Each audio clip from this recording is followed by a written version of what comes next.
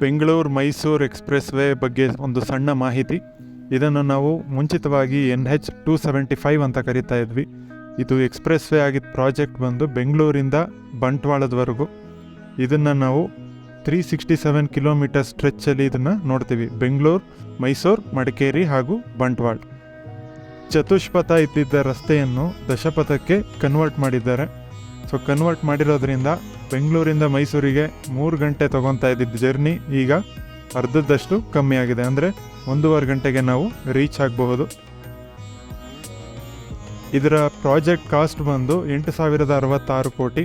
ಇದನ್ನು ಕಟ್ಟಿರುವುದು ದಿಲೀಪ್ ಬಿಲ್ಡ್ಕಾನ್ ಅನ್ನೋ ಒಂದು ಕಂಪನಿ.